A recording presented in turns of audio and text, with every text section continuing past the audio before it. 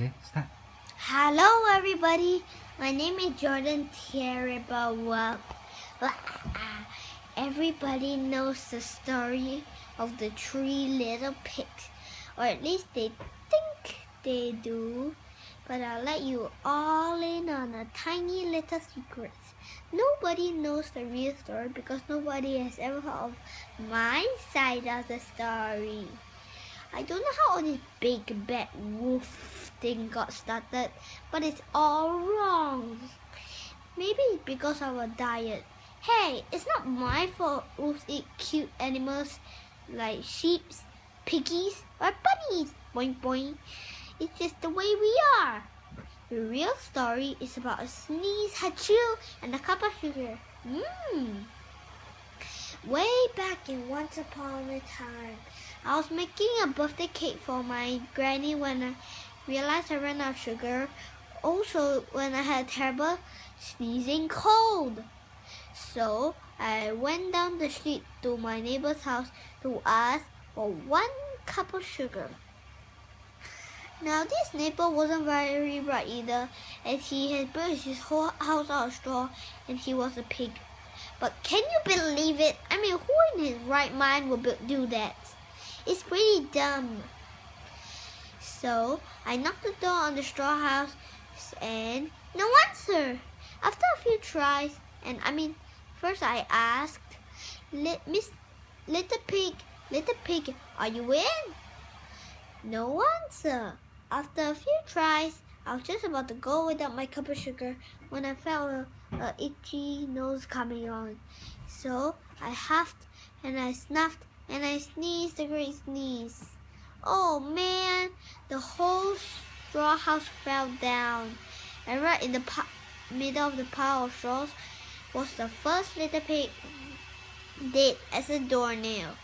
He was home the whole time. He was dead anyway, so I ate it all up. Think of it as a big cheeseburger just lying there. Would you walk away? I felt a little better, but not much, as I still didn't have my cup of sugar. So I went down to this other neighbor's house. Now this neighbor was the first little pig's brother, so he must have been a tiny bit smarter, but he wasn't really that smart, as he had built his whole house out of sticks. So I rang the bell on the stick house and asked, Mr. Pig, are you in? Mr. Pig replied, Go away, wolf. You can come in. I'm shaving the hairs on my chimney chin.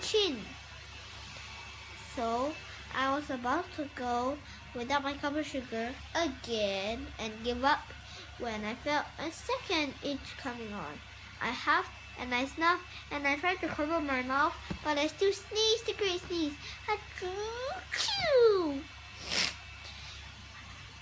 You are not going to believe it, but this guy's house fell down just like his brother's.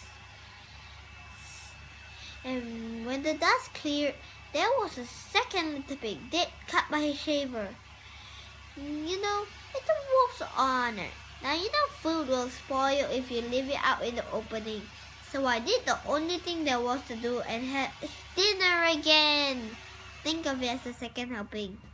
I was getting awfully full, but I still didn't have that cup of sugar for my granny's birthday cake.